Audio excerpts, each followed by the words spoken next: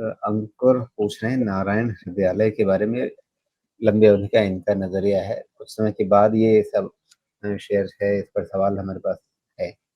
नारायण हृदयालय, वैसे तो आमतौर पे इसके बारे में राय अच्छी रहती है, लेकिन आज की स्थिति में क्या अपडेट रहेगा आपकी ओर से? हाँ, तो वैसे मुझे तो उसमें कोई ज़्यादा दिक्कत लगती नहीं है, बट ये है कि इसका सेल्स ग्रोथ किस रेट पे चल रहा है, 15%, ठीक है।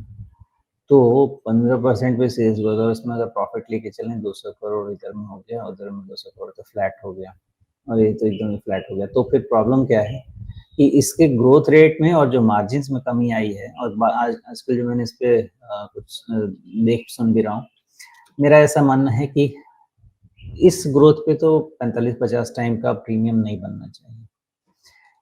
इसलिए चूंकि ये सेक्टर क्या है, ये सेक्टर तो टोटल फ्लेवर में है, और ग्रोथ भी यहाँ रुकने वाली नहीं है। हर साल लोग एक तो जियोग्राफिकल एक्सपेंशन कर ही रहे हैं लोग, उसके अलावा भी 15% के आसपास नंबर ऑफ बेड्स भी ऐड कर ही रहे हैं। मुझे ऐसा लगता है कि ये थोड़ा इस वैल्यूएशन पे, इसमें आपका क्या बोलते हैं, वैल्यू डिस्ट्रॉयर तो नहीं होगा, लेकिन वैल्यू क्रिएट भी, मतलब क्या बोलते हैं, वेल्थ डिस्ट्रॉयर तो नहीं होगा, लेकिन वेल्थ क्रिएट भी शायद लंबे समय तक नहीं करना चाहिए इन दिस वैल्यूएशन। ये एक प्रॉब्लम है। तो मैं कह तो रहा हूँ कि health sector, health care sector, diagnostic, ये सब में है, लेकिन आपको आइडेंटिफाई करनी पड़ेगी चीज़, ओके, वो उसमें जो भी है। तो मुझे ऐसा लगता है कि कंसोलिडेशन चलना चाहिए इन दी रेंज ऑफ मे बी 1875-1900 और may be 1750 on the down side. अच्छा कंसोलिडेशन इसमें थोड़ा लंबे समय तक चलना चाहिए। कोई ऐसा रीज़न नहीं है मेरे पास कहने के लिए कि 1700 के नीचे ये प्राइस सस्टेन कर जाएगा गिवन दी सेक्टर। इस सेक्टर में तो ये वैल्यूएशन कोई भी उठा के देखिएगा, आपको 40-50 टाइम के वैल्यूएशन पे चलता हुआ मिलेगा, बिकॉज अभी भी इंडिया में हेल्थ केयर सेक्टर की ग्रोथ काफ़ी हो सकती है, बहुत ज़रूरत है हमारे यहाँ भी उसमें। हालांकि लोगों का एक और कंप्लेन मैंने सुना है, जो कि सही भी है, मैं भी इसके लिए कंप्लेन करता हूँ कि हेल्थ केयर सेक्टर के कॉस्ट बहुत ज़्यादा बढ़ते जा रहे हैं, और फिर भी ये लोग ग्रो कर रहे हैं। But that is the way, because जितनी नॉवेल्टी आ रही है चीज़ों में, जितने इक्विपमेंट्स आ रहे हैं, जितनी टेक्नोलॉजी आ रही है, मे बी उसके लिए हमको इन द हाइंडसाइड कॉस्ट तो बेयर करना पड़ेगा, बट इसके पीछे भी मुझे तो कैच लगता है, बट एनीवेज कॉस्ट तो बढ़ेगा।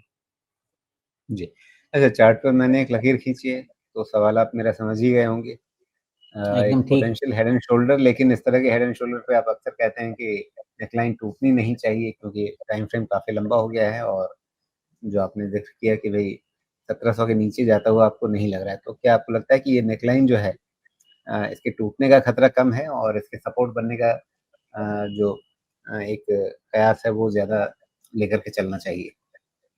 आप ऐसे में थोड़ा सा दल बदलू कह सकते हैं, लेकिन ये वाला जो हेड एंड शोल्डर्स का नेकलाइन टूटने का बहुत ज़्यादा चांस रहता है।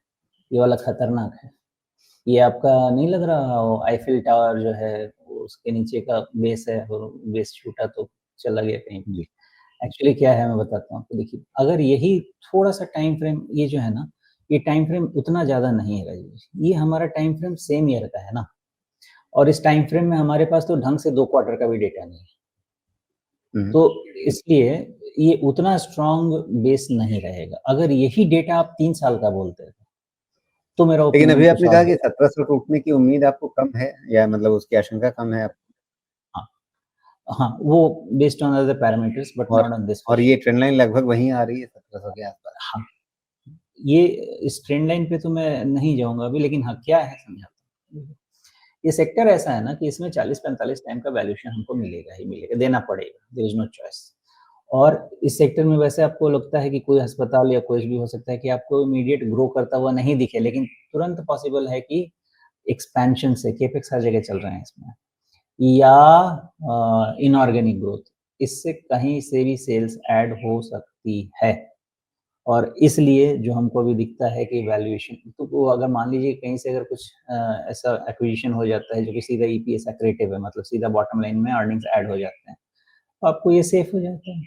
वो तो खैर अलग बात है डिस्कस करने वाला, बट ये सेक्टर मैच्योर सेक्टर नहीं है। अगर ये मैच्योर सेक्टर होता तो हमारा डिबेट ऐसा होना चाहिए था कि क्या यहाँ 45-40 टाइम, जैसे फॉर एग्जांपल आप उठा लीजिए कि पाइप्स एंड फिटिंग्स, या आप उठा लीजिए इलेक्ट्रिसिटी, पेंट्स, अगर वैसा वाला जो होता था, इलेक्ट्रिसिटी नहीं, क्या बोलते हैं, इलेक्ट्रिकल इक्विपमेंट्स, पेंट्स, अगर ऐसा वाला होता तो मतलब जो भी बिल्डिंग मटेरियल रिलेटेड, अगर मैं उसको एक लाइन में जस्ट मतलब एक्सप्लेन कर सकूँ, बिल्डिंग मटेरियल रिलेटेड अगर था, जो कि मैं कह रहा हूँ कि वहाँ पे शॉर्ट टाइम पर चलता था, अभी मुझे मैं कह रहा हूँ कि 40-50 टाइम तो छोड़ दीजिए, 20-25 टाइम के ऊपर मिलता है तो लेने का ही नहीं है। मैं तो उसमें वैल्यूएशन, क्योंकि वहाँ पे क्या है, कॉम्पिटिशन है, मार्जिन्स खत्म हो जाएँगे, लोग इतना एक दूसरे को दबाएँगे कि सस्ते में चीज़ें मिलेंगी, कंज्यूमर बेनिफिट करेगा। यहाँ पे वो चीज़ नहीं है।